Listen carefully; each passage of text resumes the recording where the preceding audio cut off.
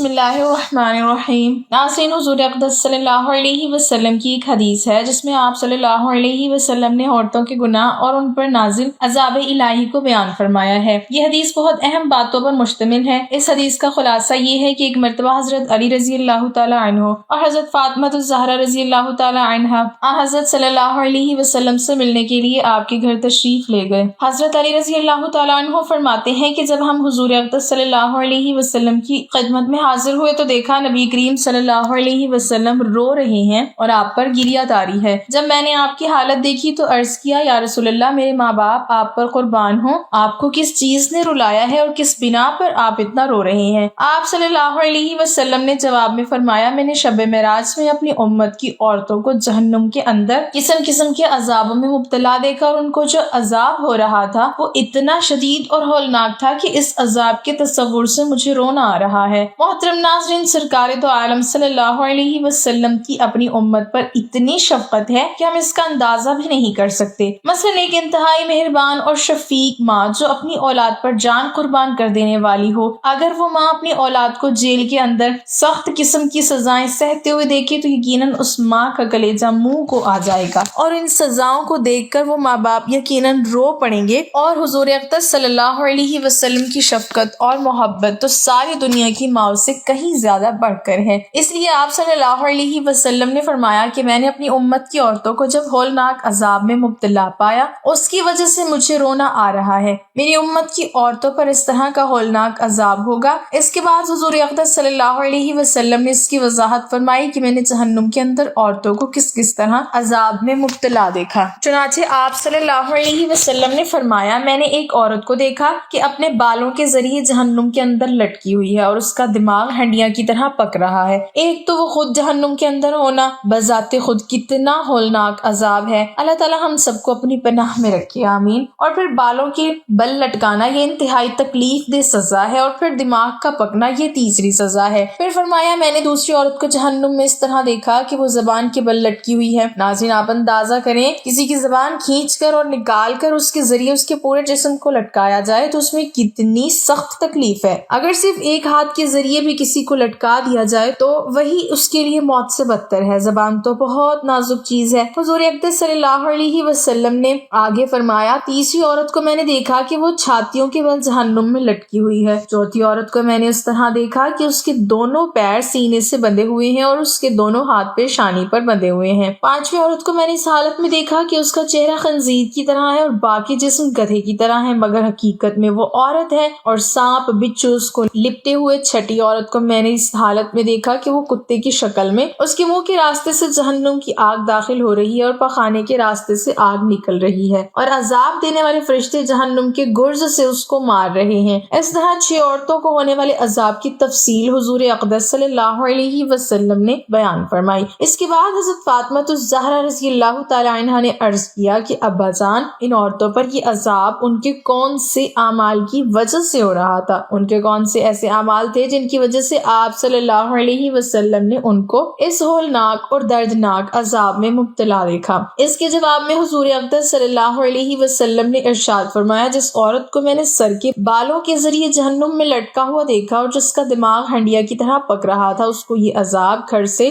باہر ننگے سر جانے کی وجہ سے ہو رہا تھا۔ وہ عورت نامحرم مردوں سے اپنے سر کے بال نہیں چھپاتی تھی۔ محترم ناظرین، اب اگر ہم اپنے گرد و پیش کا جائزہ لیں تو ہمیں آج ہی گناہ عام ہوتا ہوا نظر آتا ہے۔ حالانکہ خواتین کے لیے حکم یہ ہے کہ سر کے بال ان کے سطر کا حصہ ہیں، کیونکہ عورت کا پورا جسم سر سے پاؤں تک سوائے چہرے کے اور سوائے دونوں ہتھیلیوں کے اور دونوں پیروں کے پورا جسم سطر ہے، جس کو نماز میں چھپانا فرض ہے، کیونکہ اگر نماز میں کم چوتھائی سر کے بال کھل جائیں اور اتنی دیر کھلے رہیں جتنی دیر میں 3 مرتبہ سبحان اللہ پڑھ لیا جائے تو نماز نہیں ہوگی۔ یا اگر کسی عورت نے سر پر اتنا باریک دوپٹہ اوڑھ لیا جس میں سر کے بال جھلک رہے ہیں تو ایسے دوپٹے میں بھی نماز نہیں ہوگی، کیونکہ سطر چھپانے کی شرط پوری نہیں ہوئی۔ بعض خواتین باریک دوپٹے میں نماز پڑھ لیتی ہیں اور اس دوپٹے کو دوہرا کر لیتی ہیں، حالانکہ دوہرا کرنے کے بعد بھی بال نظر آتے رہتے ہیں، یا بعض اوقات دوپٹہ اتنا چھوٹا ہوتا ہے کہ اس کے اندر سے چٹیا باہر نکلی ہوتی ہے، وہ دوپٹے کے اندر نہیں چپتی، یا بعض خواتین کی آستینیں اتنی چھوٹی ہوتی ہیں کہ دوپٹہ پہننے کے باوجود ان کے بازو تک نہیں چھپتے۔ اور مسئلہ یہ ہے اگر چوتھائی سر کے بال کھل جائیں یا چوتھائی پنڈلی کھل جائے اور 3 مرتبہ تسبیح پڑھنے کے برابر کھلی رہے تو نماز نہیں ہوگی، اور چہرہ، دونوں ہتھیلیاں اور دونوں پاؤں اور باقی سارا جسم نامحرم مردوں سے چھپانا ضروری ہے۔ یہ پردے کا حکم ہے۔ پردے کا حکم الگ ہے اور سطر کا حکم الگ ہے۔ پردے کے حکم میں سر سے پاؤں تک پورا جسم داخل ہے، اس کو نامحرم مردوں سے چھپانا گھر میں بھی ضروری ہے اور گھر سے باہر بھی ضروری ہے، لہٰذا گھر میں اور گھر کے باہر نامحرم مردوں کے سامنے سر کے بال کھول کر آنا گناہ ہے، اور یہی اس کا عذاب ہے جو آپ نے ابھی سنا۔ بعض پردہ دار خواتین گھر کے باہر تو سر اور چہرہ چھپانے کا اہتمام کر لیتی ہیں، لیکن گھر کے اندر جو نامحرم مرد یا قریبی نامحرم رشتہ دار ہیں ان سے وہ خواتین پردہ کرنے کا اہتمام نہیں کرتی، ان کے سامنے سر بھی کھلا رکھتی ہیں، گردن بھی کھلی ہے، بازو بھی کھلے ہیں، گریبان تک کھلا ہوا ہے، اور بعض خواتین ساڑی اس انداز سے پہنتی ہیں کہ پیٹ بھی اس میں سے نظر آتا ہے، مثلا دیور یا جیٹھ یا تائزاد بھائی، پھپھی زاد بھائی، مامو زاد اور خالہ زاد بھائی گھر میں آتے رہتے ہیں، لیکن ان سے پردہ کرنے کا کوئی اہتمام نہیں ہے، ان کے سامنے سر، سینہ، ہاتھ اور بازو سب کھلے ہوئے ہیں، جبکہ شریعت میں ان سب سے پردہ کرنے کا حکم ہے اور ان کے سامنے سر کھولنے کی اجازت نہیں ہے۔ ہاں، اتنی گنجائش ہے کہ جو نامحرم گھر کے اندر رہتے ہیں جن سے ہر وقت مکمل پردہ کرنا مشکل ہے، مثلا دیور یا جیٹ گھر کے اندر ساتھ رہتے ہیں، اب ہر وقت ان کی آمد و رفت رہتی ہے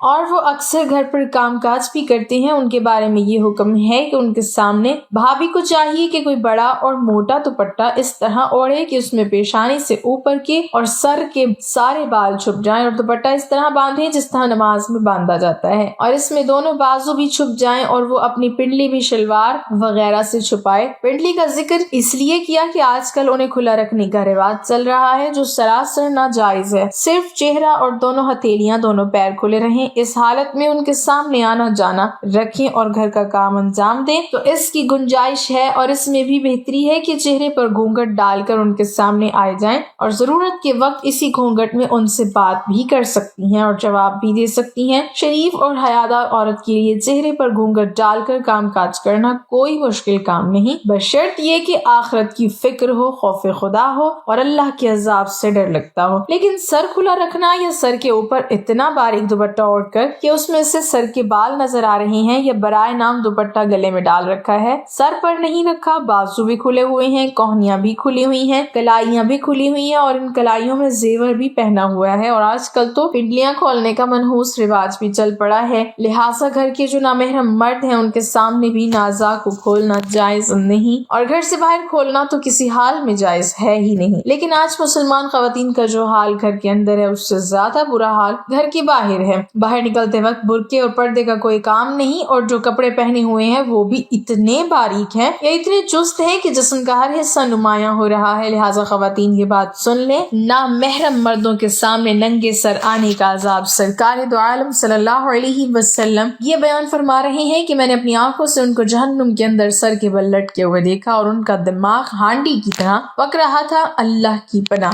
ناظرین، یہ ہم قانون قدرت ہے کہ مرنے کے بعد کوئی زندہ نہیں ہوتا اور دنیا میں واپس نہیں آتا، لیکن اللہ تعالیٰ عبرت کے لیے کبھی کبھی ایسا کر دیا کرتے ہیں۔ ہر دور میں کوئی نہ کوئی ایسا واقعہ پیش آتا ہے، یہاں تک کہ کوئی زندہ ہو گیا اور اس نے مرنے کے بعد کا حال سنایا اور پھر مر گیا۔ اسی قسم کا عذاب قبر سے متعلق ایک واقعہ گلگت میں پیش آیا۔ ایک شخص قبرستان کے پاس سے گزر رہا تھا، اس نے کسی قبر سے آواز سنی کہ مجھے نکالو، میں زندہ ہوں۔ جب 1-2 مرتبہ اس نے آواز سنی تو اس نے یہ سمجھا کہ میرا وہم اور خیال ہے، کوئی آواز نہیں آ رہی، لیکن جب مسلسل اس نے یہ آواز سنی تو اس کو یقین ہونے لگا۔ چنانچہ قریب میں ایک بستی تھی، وہ شخص اس میں آیا اور لوگوں کو اس کی آواز کے بارے میں بتا کر کہا کہ تم بھی چلو اور اس آواز کو سنو۔ چنانچہ کچھ لوگ اس کے ساتھ آئے، انہوں نے بھی یہی آواز سنی اور سب نے یقین کر لیا کہ واقعی یہ آواز قبر سے آ رہی ہے۔ اب یقین ہونے کے بعد ان لوگوں کو مسئلہ پوچھنے کی فکر ہوئی کہ پہلے علماء سے یہ مسئلہ معلوم کرو کہ قبر کھولنا جائز ہے یا نہیں۔ چنانچہ وہ لوگ محلے کی مسجد کے امام صاحب کے پاس گئے اور ان سے کہا کہ اس طرح سے قبر سے آواز آ رہی ہے اور میت یہ کہہ رہی ہے کہ مجھے قبر سے باہر نکالو، میں زندہ ہوں۔ امام صاحب نے فرمایا اگر تمہیں اس کے زندہ ہونے کا یقین ہو گیا ہے تو قبر کو کھول لو اور اس کو باہر نکال لو۔ چنانچہ یہ لوگ ہمت کر کے قبرستان گئے اور جا کر قبر کھولی۔ اب جو ہی تختہ ہٹایا تو دیکھا اندر ایک عورت ننگی بیٹھی ہوئی ہے اور اس کا کفن گل چکا ہے، اور وہ عورت کہہ رہی ہے جلدی سے میرے گھر سے میرے کپڑے لاؤ، میں کپڑے پہن کر باہر نکلوں گی۔ چنانچہ یہ لوگ فوراً دوڑ کر اس کے گھر گئے اور جا کر اس کے گھر والوں کو یہ واقعہ بتایا، اس کے کپڑے چادر وغیرہ لے کر آئے اور لا کر قبر کے اندر پھینک دیے۔ اس عورت نے ان کپڑوں کو پہنا اور چادر اپنے اوپر ڈالی اور پھر تیزی سے بجلی کی طرح اپنی قبر سے نکلی اور دوڑتی ہوئی اپنے گھر کی طرف بھاگی۔ گھر جا کر ایک کمرے میں چھپ کر اندر سے کنڈی لگا لی۔ اب جو لوگ قبرستان آئے تھے دوڑ کر اس کے گھر پہنچے، ان کو وہاں جا کر معلوم ہوا کہ اس نے اپنے کمرے کے اندر سے کنڈی لگا رکھی ہے۔ ان لوگوں نے دستک دی کہ کنڈی کھولو۔ اندر سے اس عورت نے جواب دیا، میں کنڈی تو کھول دوں گی لیکن کمرے کے اندر وہ شخص داخل ہو جس کے اندر مجھے دیکھنے کی تاب ہو، اس لیے کہ اس وقت میری حالت ایسی ہے کہ ہر آدمی مجھے دیکھ کر برداشت نہیں کر سکے گا، لہٰذا کوئی دل گردے والا شخص اندر آئے اور آپ کی میری بری حالت دیکھے۔ اب سب لوگ اندر جانے سے ڈر رہے تھے، مگر دو چار آدمی جو مضبوط دل والے تھے انہوں نے کہا کہ تم کنڈی کھولو، ہم اندر آئیں گے۔ چنانچہ اس نے کنڈی کھول دی اور لوگ اندر چلے گئے۔ اندر وہ عورت اپنے آپ کو چادر میں چھپائے بیٹھی ہوئی تھی۔ جب یہ لوگ اندر پہنچے تو اس عورت نے سب سے پہلے اپنا سر کھولا۔ ان لوگوں نے دیکھا کہ اس کے سر پر ایک بھی بال نہیں اور وہ بالکل خالی کھوپڑی ہے، نہ اس پر بال ہیں نہ کھال ہے، صرف خالی ہڈی ہے۔ لوگوں نے اس سے پوچھا تیرے بال کہاں گئے؟ اس عورت نے جواب دیا کہ جب میں زندہ تھی تو ننگے سر گھر سے باہر نکلا کرتی تھی، پھر مرنے کے بعد جب میں قبر میں لائی گئی تو فرشتوں نے میرا ایک ایک بال نوچا اور اس کے نتیجے میں بال کے ساتھ کھال بھی نکل گئی۔ اب میرے سر پر نہ بال ہیں نہ کھال ہیں۔ اس کے بعد اس عورت نے اپنا منہ کھولا۔ جب لوگوں نے اس کا منہ دیکھا تو اتنا خوفناک ہو چکا تھا کہ سوائے دانتوں کے کچھ نظر نہیں آ رہا تھا، نہ اوپر کا ہونٹ موجود تھا نہ نیچے کا ہونٹ موجود تھا، بلکہ 32 کے 32 دانت سامنے جڑے ہوئے نظر آ رہے تھے۔ سوچیے اگر کسی انسان کے صرف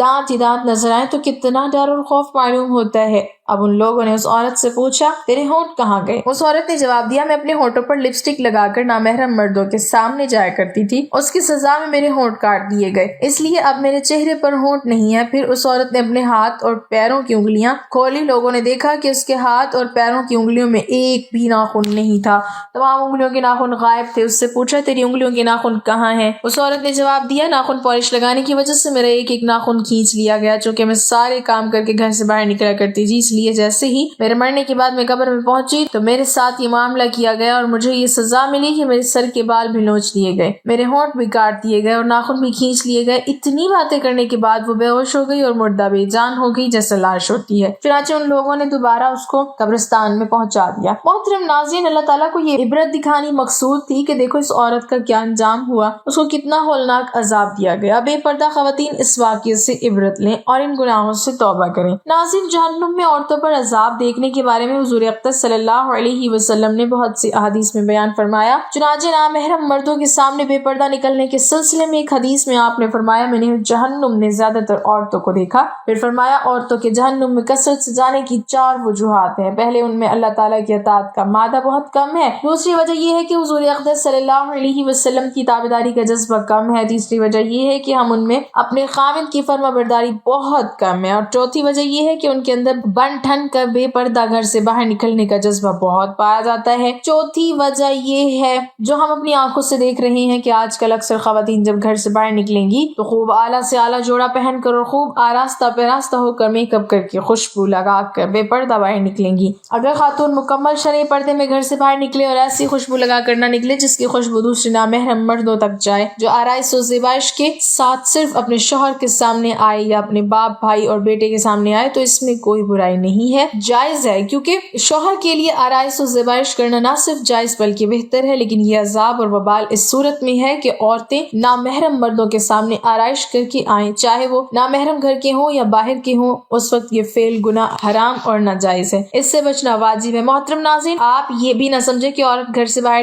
بالکل ہی نہیں نکل سکتی، پردے کی شرعی حدود میں رہ کر وقت ضرورت باہر کے کام انجام دے سکتی ہے۔ اب آپ دوسری عورت کے بارے میں بھی سن لیجئے، دوسری عورت جس کو حضور اقدس صلی اللہ علیہ وسلم نے دیکھا کہ وہ زبان کے بل جہنم کے اندر لٹکی ہوئی ہے، اس کے بارے میں آپ صلی اللہ علیہ وسلم نے فرمایا کہ یہ وہ عورت ہے جو اپنی زبان درازی سے اپنے شوہر کو تکلیف پہنچایا کرتی تھی۔ بعض عورتوں میں بلا شبہ یہ بری خصلت پائی جاتی ہے کہ بہت ہی منہ پھٹ، زبان دراز، بدگو اور بہت زیادہ زبان چلا کر اپنے شوہر کو تکلیف پہنچانے کی عادت ہوتی ہے۔ یہ بات تو مرد کے لیے بھی جائز نہیں کہ وہ اپنی زبان سے اپنی بیوی کو ناحق تکلیف پہنچائے یا اس کو ستائے اور پریشان کرے۔ مرد کے لیے یہ بات باعث عذاب اور باعث وبال استعمال ہے، لیکن اس حدیث میں یہ صفت خاص عورتوں کے متعلق بیان کی جا رہی ہے کہ بات بات پر شوہر سے لڑنا، بدتمیزی کرنا اور ایسی باتیں کرنا جس سے شوہر کا دل دکھے، اس کو تکلیف اور ایذا پہنچے، ایسی خواتین کے بارے میں عذاب بتائے گئے ہیں کہ وہ جہنم میں زبان کے بل لٹکیں گی۔ اب ذرا سوچیے، اگر انسان کسی کو ہاتھ سے مار دے، کسی چیز سے مار دے، تو اس کی تکلیف زیادہ دیر باقی نہیں رہتی، لیکن زبان سے بعض اوقات انسان ایک ایسا کلمہ کہہ دیتا ہے جو زندگی بھر انسان کو نہیں بھولتا۔ زبان جسم کا بہت چھوٹا سا حصہ ہے، مگر اس کے گناہ بڑے سنگین ہیں۔ ان سنگین گناہوں میں سے ایک گناہ زبان درازی بھی ہے۔ یہ ایک ایسا سنگین گناہ ہے کہ جو گھر کے سارے سکون کو غارت کر دیتا ہے اور زندگی کو اجیرن بنا دیتا ہے۔ اگر اس کا سبب کسی خاتون کی زبان ہے تو اس کے لیے اس حدیث میں یہ عذاب اور وبال بیان کیا گیا۔ اس لیے خواتین کو اس بات کا